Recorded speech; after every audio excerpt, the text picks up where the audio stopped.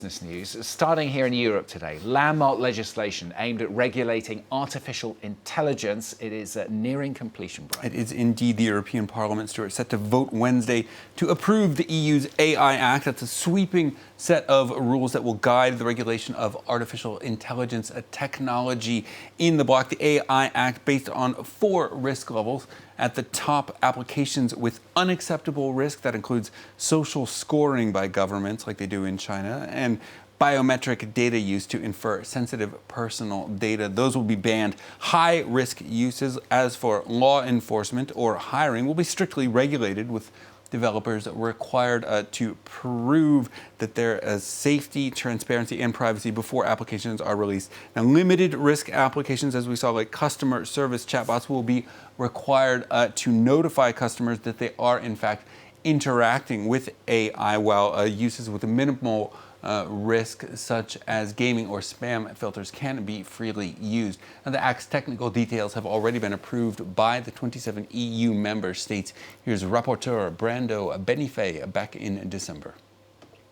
We had one objective: to deliver a legislation that would ensure that the ecosystem of AI in Europe would develop with a human-centric approach, respecting fundamental rights and the European values, building trust, building consciousness of how we can get the best out of this AI revolution that is happening before our eyes.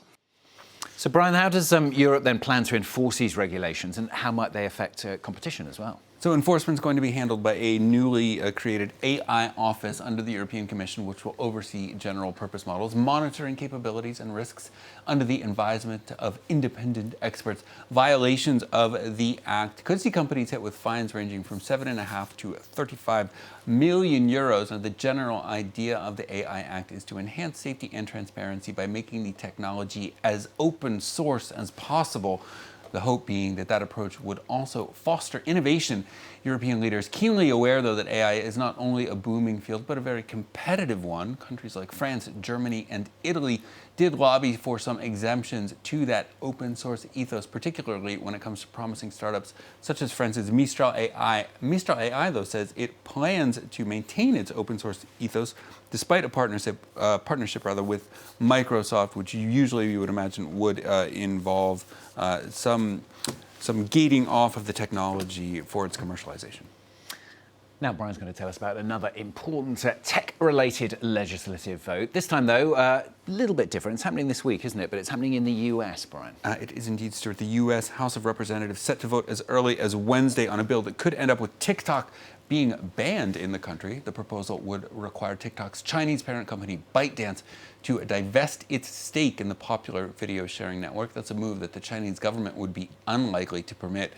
U.S. lawmakers say TikTok poses a national security threat through the possibility of it sending user data back to China, also by pushing Chinese interests in the American media landscape. Tom Canetti reports.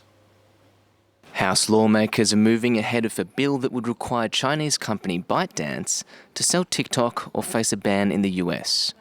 Regarded as an uncommon show of bipartisan solidarity, the bill is centered around concerns ByteDance would share data about its users with the Chinese government, or lean on TikTok to promote Beijing's propaganda and shape Americans' political opinions. China is buying up our farmland, spying on our military installations, and spreading propaganda through the likes of TikTok. You see, the CCP knows that if it conquers the minds of our next generation, it conquers America. Former US President Donald Trump's stance towards TikTok has shifted. He originally supported a ban, part of his hawkish views towards China, but he now opposes it, saying it would make young people go crazy and it would benefit Facebook, which he called an enemy of the people. If you get rid of TikTok, Facebook and Zuckerschmuck will double their business. I don't want Facebook, who cheated in the last election, doing better. They are the true enemy of the people. Accessed by more than 170 million Americans, TikTok sees the move as an effective ban. ByteDance would have little more than 5 months from the enactment of the bill to comply. Who would actually buy it is not clear, and any price tag for the app is estimated to be in the hundreds of billions of dollars. That's the business. Yeah, Brian. it's all of it. Thank you very much. Brian Quinn with the business news for you here on France 24.